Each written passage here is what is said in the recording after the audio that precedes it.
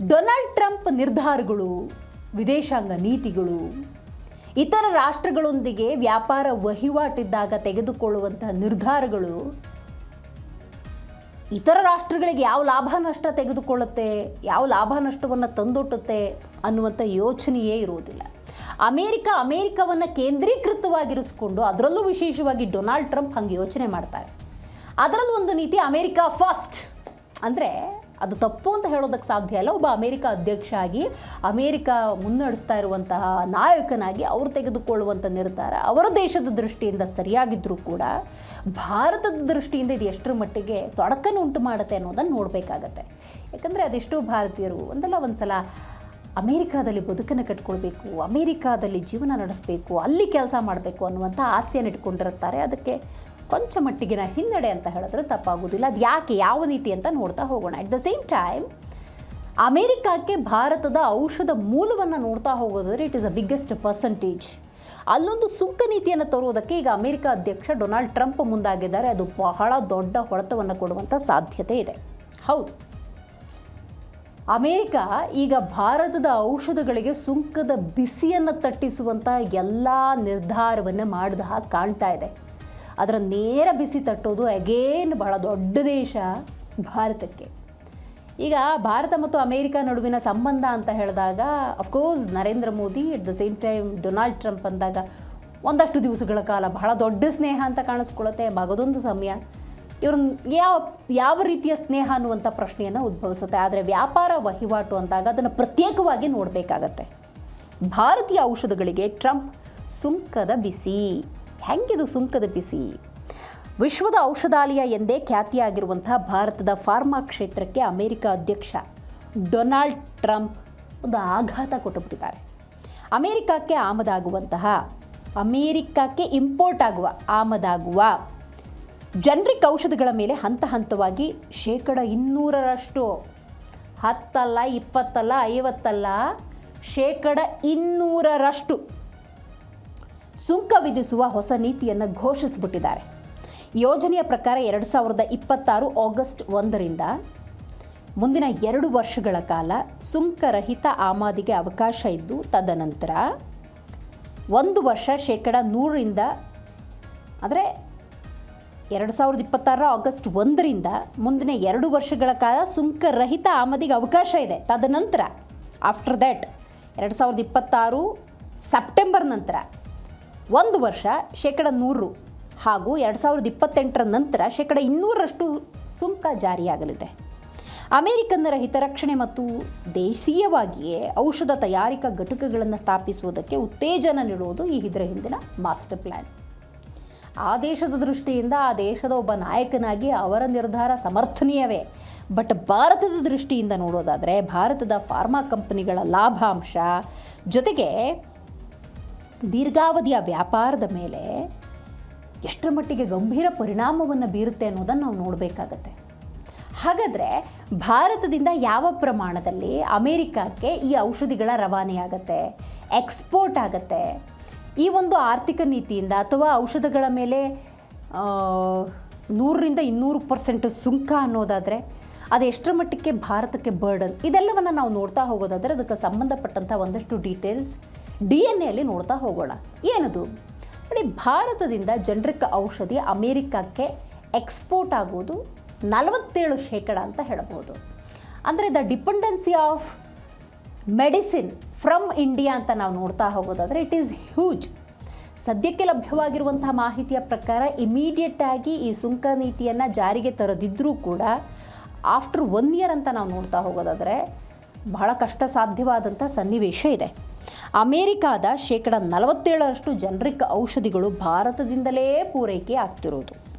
2025ರಲ್ಲಿ ಭಾರತದಿಂದ ಅಮೇರಿಕಕ್ಕೆ ಒಂದು ಅಂಕಿಅಂಶ ನೋಡೋದಾದರೆ $9.7 ಬಿಲಿಯನ್ ಮೌಲ್ಯದ ಔಷಧ ರಫ್ತಾಗಿದೆ, ಅಂದರೆ ಎಕ್ಸ್ಪೋರ್ಟ್ ಆಗಿದೆ. ಸನ್ ಫಾರ್ಮಾ, ಸಿಪ್ಲಾ, ಡಾಕ್ಟರ್ ರೆಡ್ಡೀಸ್ ಕಂಪನಿಗಳಿಗೆ ಈ ಮೂಲಕ ಭಾರೀ ನಷ್ಟ ಆಗಿದೆ. Let me repeat the companies. Sun Pharma, ನೀವೆಲ್ಲರೂ ಕೂಡ ಹೆಸರನ್ನು ಕೇಳಿರ್ತೀವಿ. ಔಷಧ ತೊಗೊಂಡೋಗ್ತೀರಿ, ನೀವು ಲೇಬಲ್ಗಳನ್ನು ನೋಡಿದ್ರೆ ಗೊತ್ತಾಗುತ್ತೆ ಯಾವ್ಯಾವ ಕಂಪನಿಗಳು ಔಷಧಗಳನ್ನು ಒದಗಿಸ್ತಿದ್ದಾವೆ ಅಂತ. ಸಿಪ್ಲಾ ಡೆಫಿನೆಟ್ಲಿ ಕೇಳಿರ್ತೀರಿ. ಡಾಕ್ಟರ್ ರೆಡ್ಡೀಸ್ ಸೊ ಇಂಥ ಔಷಧ ಕಂಪನಿಗಳು ಬಹಳಷ್ಟು ಅಮೇರಿಕಾಗೆ ಎಕ್ಸ್ಪೋರ್ಟ್ ಮಾಡ್ತಾ ಇದ್ದಾವೆ.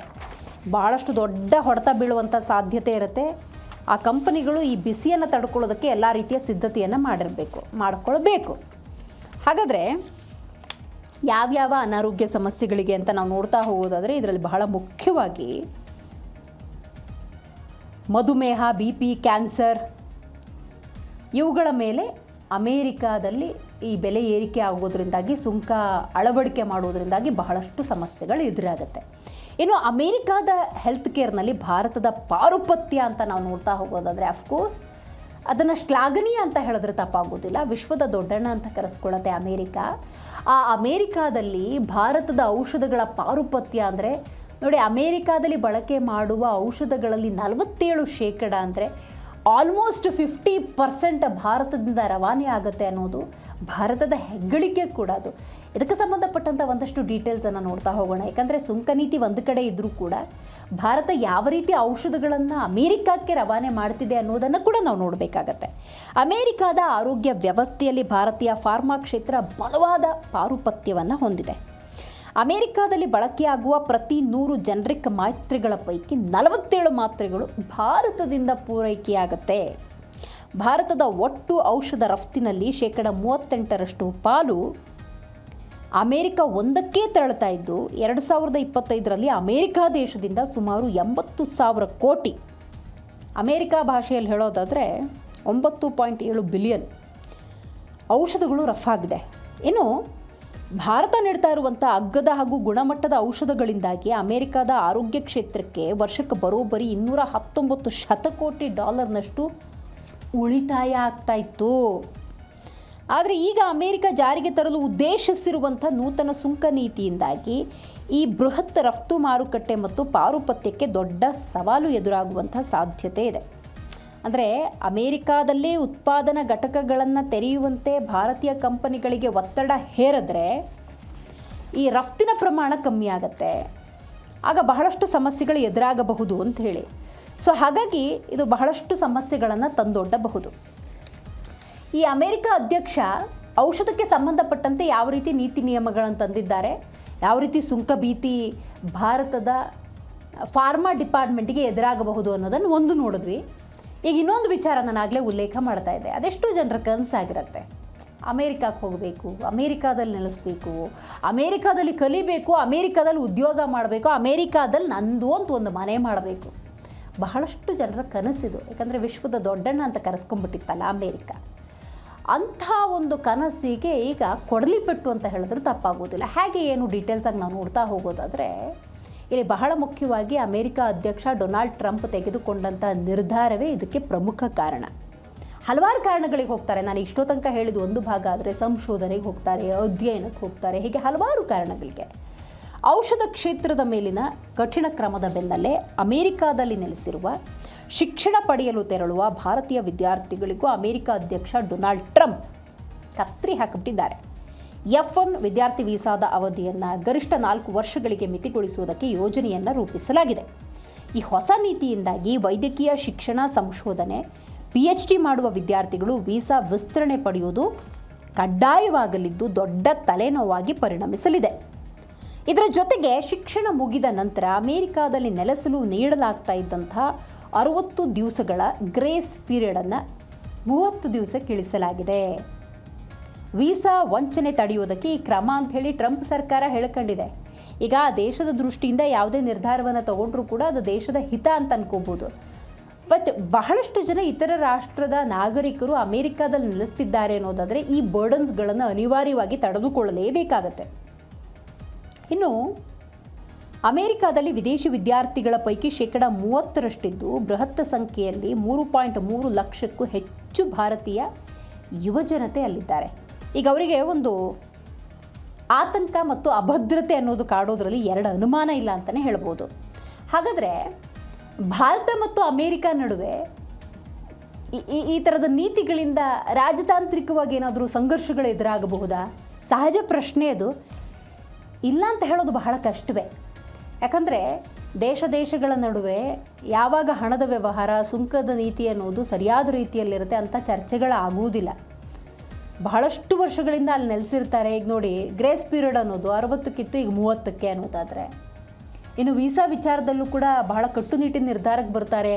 ಫಾರ್ಮಾದಲ್ಲಿ 100-200% ಸುಂಕ ಅಂದಾಗ ರಾಜತಾಂತ್ರಿಕವಾಗಿ ಕೂಡ ಬಹಳಷ್ಟು ಸಮಸ್ಯೆಗಳನ್ನು ಎದುರಿಸುವುದು ಅಥವಾ ಸಂಘರ್ಷಗಳು ಕೂಡ ಆಗಬಹುದು. ಅಮೆರಿಕದ ಏಕಪಕ್ಷೀಯ ಸುಂಕ ಮತ್ತು ವೀಸಾ ನಿಯಮಗಳು ಡಿಸ್ಕಷನ್ ಏನಾದರೂ ಆಗಿದೆಯಾ ಭಾರತದ ಜೊತೆ? ನೋಡಿ, ನೀವು 30% ಇದ್ದೀರಿ, ಬಹಳಷ್ಟು ಜನ ಭಾರತೀಯರು ಇಲ್ಲಿ ಕೆಲಸ ಮಾಡ್ತಾ ಇದ್ದಾರೆ, ನಾವು 47% ಔಷಧವನ್ನು ಇಲ್ಲಿ ತೊಗೊಳ್ತೀವಿ ಅಂದಾಗ, ಭಾರತದ ಪಾರುಪತ್ಯ ಅಲ್ಲಿದೆ ಅಂದಾಗ ಅಮೆರಿಕ ಅಧ್ಯಕ್ಷ ಡೊನಾಲ್ಡ್ ಟ್ರಂಪ್ ಏನು ಭಾರತದ ಜೊತೆ ಮಾತಾಡಿದ್ದಾರೆ ಅನ್ನೋ ಇಟ್ಟಿದ್ದು ಏಕಪಕ್ಷೀಯ ನಿರ್ಧಾರ. ಈ ನಿರ್ಧಾರದಿಂದಾಗಿ ರಾಜತಾಂತ್ರಿಕ ಸಂಘರ್ಷ ಏರ್ಪಡುವ ಲಕ್ಷಣಗಳು ಗೋಚರಿಸ್ತಾ ಇದ್ದಾವೆ. ಭಾರತೀಯ ವಿದ್ಯಾರ್ಥಿಗಳ ಹಿತರಕ್ಷಣೆಗೆ ಸರ್ಕಾರ ಬದ್ಧವಾಗಿದೆ ಅಂತ ಹೇಳಿ ಭಾರತದ ವಿದೇಶಾಂಗ ಇಲಾಖೆಯ ವಕ್ತಾರರು ರಣಧೀರ್ ಜೈಸ್ವಾಲ್ ಅವರು ತಿಳಿಸಿದ್ದಾರೆ. ಹೊಸ ವೀಸಾ ನಿಯಮಗಳಿಂದಾಗುವಂಥ ತೊಂದರೆಗಳ ಬಗ್ಗೆ ಭಾರತ ಸರ್ಕಾರ ಅಮೆರಿಕದ ಅಧಿಕಾರಿಗಳೊಂದಿಗೆ ಮಾತುಕತೆಯನ್ನು ನಡೆಸಿ ನಿಯಮಗಳನ್ನು ಸರಳಗೊಳಿಸೋದಕ್ಕೆ ಯತ್ನಿಸ್ತಾ ಇದ್ದಾರೆ. ಆಕ್ಸೆಪ್ಟಬಲ್, ಈ ಪ್ರಯತ್ನಕ್ಕೆ ಫಲ ಸಿಗಲಿ ಅನ್ನೋದು ನಮ್ಮ ಆಶಯ. ಇತ್ತ ಭಾರತೀಯ ಫಾರ್ಮಾ ಕಂಪನಿಗಳು ಕೂಡ ಟ್ರಂಪ್ ನೀತಿಗಳ ವಿರುದ್ಧ ಕೇಂದ್ರ ಸರ್ಕಾರದ ಮಧ್ಯಪ್ರವೇಶಕ್ಕೆ ಸಜ್ಜಾಗಿದ್ದಾವೆ. ಸೊ ಹಾಗಾಗಿ ಇಂಥೆಲ್ಲ ಪ್ರಯತ್ನಗಳು ಎಷ್ಟರ ಮಟ್ಟಿಗೆ ಫಲ ಕೊಡುತ್ತೆ ಗೊತ್ತಿಲ್ಲ. ಯಾಕಂದರೆ ಈಗ ಭಾರತ ಚರ್ಚೆ ಮಾಡಬೇಕು ಅನ್ನೋದಾದರೂ ಕೂಡ ಈಗ ಅಮೇರಿಕಾ ಜೊತೆ ಚರ್ಚೆ ಮಾಡಬೇಕು. ಗಳಿಗೆಗೊಂದು, ವಾರಕ್ಕೊಂದು, ತಿಂಗಳಿಗೊಂದು ನಿರ್ಧಾರವನ್ನು ತೆಗೆದುಕೊಳ್ಳುವಂಥ ಅಮೇರಿಕಾ ಅಧ್ಯಕ್ಷ ಈ ಒಂದು ಬೇಡಿಕೆಗಳನ್ನು ಯಾವ ರೀತಿ ಪರಿಗಣಿಸ್ತಾರೆ ಅನ್ನೋದು ಬಹಳ ಮುಖ್ಯ ಆಗುತ್ತೆ.